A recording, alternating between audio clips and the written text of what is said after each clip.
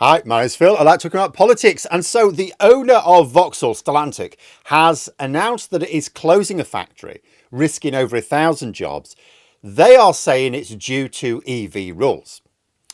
And last year they said they'd be closing down the same factory because of Brexit rules. But the Conservatives are trying to claim that it's down to Labour's budget. So what's going on here? But first, if you'd like to be notified of daily news and politics, please subscribe to the channel.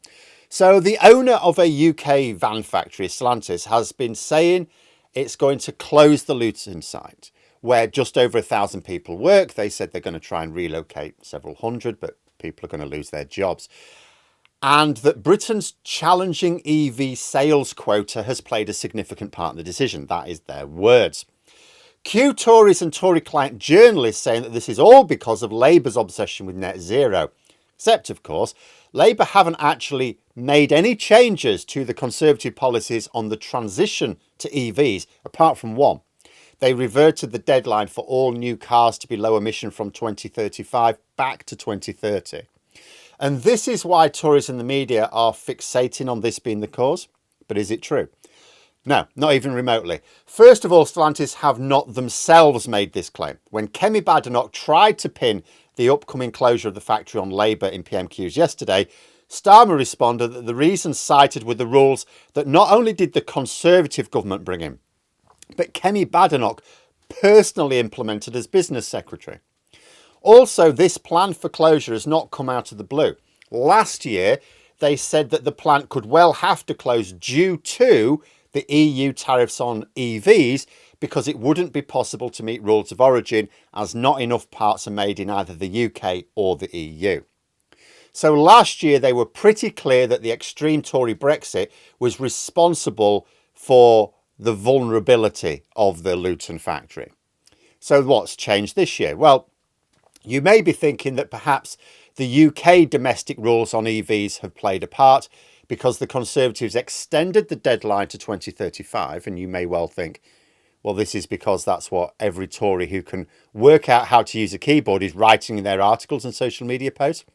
However, when Stellantis were blaming Brexit for their concerns last year, the deadline was still 2030. Sunak only extended it last September, so if it were a problem now, it would have been a problem then. Also, the factory from next year was due to be producing electric vans anyway. So bringing the deadline forward actually helped them. That was actually a benefit to that factory. And there's more. Stellantis have specifically cited two conflicting issues. Remember, they were planning on producing electric vans at the Luton factory. So forging ahead with EVs, not a problem. The problem is they don't think the demand is there.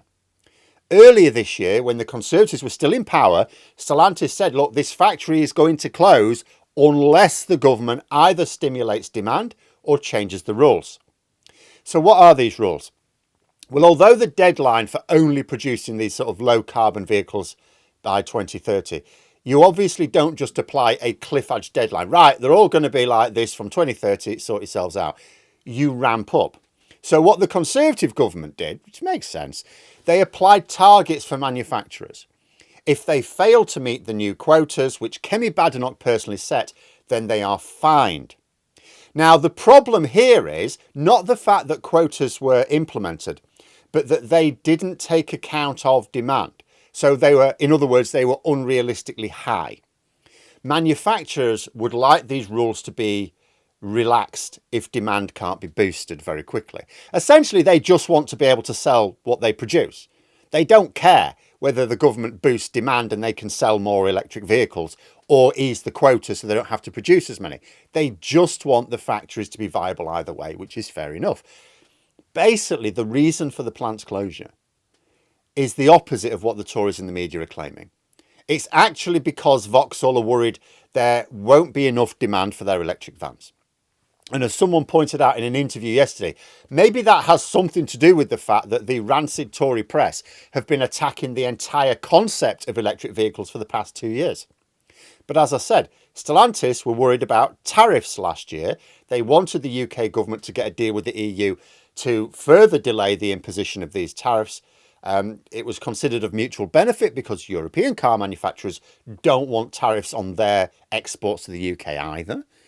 So why have Stellantis shifted their concerns from Brexit to UK sales rules? After all, Labour reverting to the old 2030 deadline actually helps Vauxhall, like I say. What may be going on is they've shifted attention away from the Brexit problems, which the UK government can't unilaterally deal with, and onto UK quotas, which they can. Basically, if the UK government could extend the deal on tariff-free trade on EVs, that would be brilliant. The current agreement lasts until the end of 2026, but that would only give Vauxhall 2 years worth of guaranteed tariff-free trade with the EU. And, you know, you're not going to, no business plan just says, well, we'll make these vehicles for like 2 years and then what? So time had run out to get a better agreement. So they've placed the emphasis now on rules that the UK government does have unilateral control over. Note that Stellantis haven't actually changed their tune on what's caused the closure as such. They've just said that the EV quotas played, and I quote, a significant part in the decision. They're not saying it's the main reason. The main reason will still be what they said was the main reason last year. There's not enough demand in the UK for electric vans if they lose the European market, and they're going to lose the European market if tariffs start getting imposed. So they're trying to pressure the UK government. Not that I think this is pressure to keep the Luton factory open. As I understand it, that decision has actually been made. It's more about pressure to avoid further closures around the country. What Jonathan Reynolds, Labour's business secretary, is trying to avoid is having production shift to the EU. The government have said they're reviewing some of the rules around the transition and are thinking about various little dodges, some ideas that have come up, being able to buy credits from competitors who overachieve. So if you're not going to meet your quotas, you don't want the fine, you just sort of takes, but there's a competitor who's actually produced above the quota. Oh, can we get some credits from you then? Or borrow against the future, they've suggested. So let's say for the next few years, you're going to be below quota.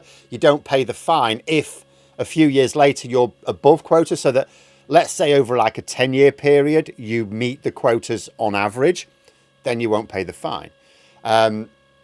So it sounds like Labour are looking at easing the rules, which the Conservatives wouldn't, in order to allow manufacturers to match supply with demand. Which is a bonkers thing to say if you think about it. So what's basically happened here is Kemi Badenoch has applied rules which went against free market economics, and Labour are looking at linking supply and demand again. Mind you, if they want to keep their 2030 deadline, and a lot of people think that's a big if, I don't think they're going to be able to relax Badenoch's rules too much. You know, they will need to keep ramping up production. But at the same time, it is just simple economics, isn't it? You know, you cannot tell a factory to produce more than it can sell.